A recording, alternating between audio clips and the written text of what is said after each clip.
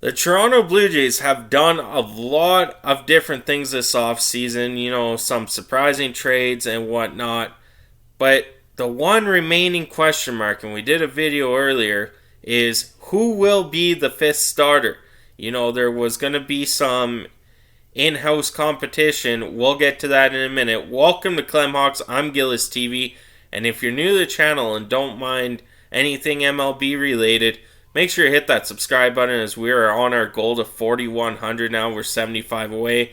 Thank you guys for all the support. And we do have a little bit of NASCAR here on the channel from Clemhawks itself.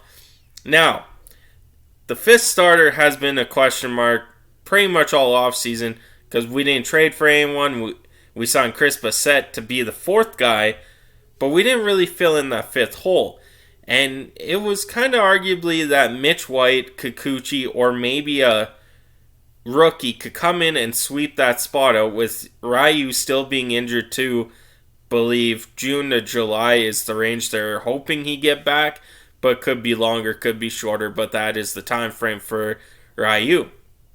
But Mitch White had right shoulder impingement earlier this offseason. He passed it now, but has delayed his build up to a starting workload. It's still White versus Kikuchi for the number 5 job, but that will be an early factor. So, there is pros and cons to this. I think Mitch White deserves it more than Kikuchi. Yes, it depends on how he comes back. I just have a huge question mark over top of Kikuchi. We seen it last year where at times he was this dominant pitcher, but then at times he hit the second way through the lineup, third way through the lineup, and who was this pitcher? This isn't the first pitcher from the first 9 batters or 18 batters. This is a whole different pitcher now. Who is this guy? So that leads us to today's video. Is on paper right now, Kikuchi is kind of the clear-cut number 1. But is there could Mitch White pull it off and get back into starter's form before the start of the season? Or do we have a couple rookies or one sort of rookie waiting for their time to shine? So let's get into some of this article. Then we'll talk about the names I believe that could actually potentially push Mitch White and Kikuchi out of the starting role. Or we could see a trade too, potentially. One of the few battles we're talking about is for the 5th spot on the Toronto starting rotation, which is between Kikuchi and Mitch White. But based on injury update from manager John Schneider on Thursday, Kikuchi has the inside edge to earn that spot out of camp. White apparently suffered a right shoulder impingement earlier this offseason and is delayed to build up from his starter role. Both Kikuchi and White are looking to rebound after difficult performances for the Blue Jays last season. Kikuchi inked a 3-year, $36 million deal last offseason and posted a 5.19 ERA with the club. He was ultimately moved out of the starting rotation in August and pitched the rest of the season as a reliever. White was acquired by the LA Dodgers ahead of the deadline to give the Jays some much-needed starting pitching depth, but he put up a 7.74 ERA over 10 appearances. Now, with those numbers, those can't be your 5th starters. It is just, you can't do that. The struggles they had last year give me a huge question mark whether or not they can actually be a 5th starter in the MLB right now. Of course, with playing them and whatnot can prove a lot of us wrong, but maybe we have to look for a trade. And a trade for a 5th starter who, it doesn't have to be a guy with a 3.00 ERA. Just a consistent guy who can go out and, play every game. Yes, he might have a 4.5 ERA, 4.4, in the 4s. But as long as he's consistent and gets the job done for us. Inconsistency from these two guys was the key factor last year. And going into this preseason and spring training where it's only those two, I don't believe that. I think, if they can't produce, a trade will happen. And one of them might be out the door for the pitcher that could come in. Now, we could talk about in-house stuff here. And that is going to start with a guy who's been kind of high hopes for the Toronto Blue Jays ever since getting drafted back, I believe it was 2016, 2017, and that's Nate Pearson, who can reach high on his fastball, but the command issues are kind of the risk there for that. He had some time in the major leagues with the Toronto Blue Jays, but as of late, the injuries kind of derailed him a bit. But he has put up some good, decent numbers. It's just not a lot to go off of when we are talking about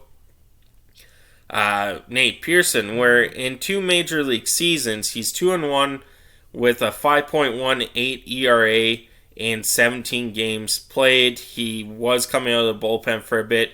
He has 5 starts and, was okay in those starts. But again, this is coming from a guy who hardly has any game experience in the MLB. So I'd like to see Nate Pearson kind of make that step where he's going to be like, hey, I know I've had injury problems. I know I've slump problems. All Nate Pearson realistically needs to do is work on his command with that triple-digit fastball, and he will be stellar. And I believe this might be the year where Nate Pearson comes up from the minors and says, hey, look, I'm here for the take-in. Like, I'm staying here. That's it. Nothing else is going to matter and whatnot. Now, we could go a bit younger. And this is kind of more of a wild card for me, but I believe it could happen if Mitch White and Kikuchi don't fill their needs. Now, of course, we've got the guys like Trent Thornton, who can fill in that. We can use a bullpen day every 5th starter, but your bullpen arms are going to get really weak if we do that. So going kind of younger here, Ricky Tiedeman. Ricky Tiedeman could be that one guy who the Blue Jays bring into camp. He's a lefty pitcher, so it fits what your 5th starter is in Kikuchi or Ryu. But bring in Ricky Tiedeman, see what he can do. There is no hurt in getting a guy some playing time to see what he can do in the majors. Yes, I know he hasn't played anything but Double-A for Toronto. He's played A and Double-A last season, going 5-4. But in the same sense that Ricky Tiedeman could potentially make it into the Blue Jays starting rotation if he can have a good spring training. We've seen it with Martinez last year where he was one of the last cuts, and he was, I believe, 19, 20 years old too, and they just said, hey, he needs to go develop a little bit more. Let's not waste a year on him. That's how good he made the competition. Now, Ricky Tiedeman could be that same guy who goes and says, hey, let's go. I'm here. I'm going to do this. I'm going to show you what I have. Even if he gets started in AAA, Ricky Tiedeman, if he could perform in AAA, will be up in the Blue Jays rotation or bullpen this season, no doubt about it. He's had a 2.17 ERA in those in AAA or AA, A, and A+ this season.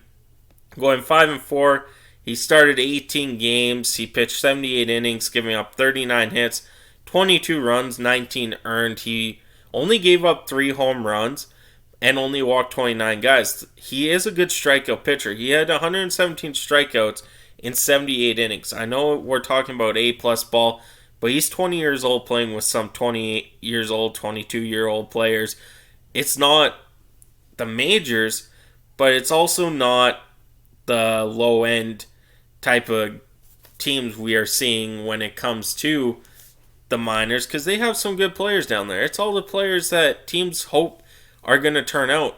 So let me know in the comments what you think. I'll catch you on the next one.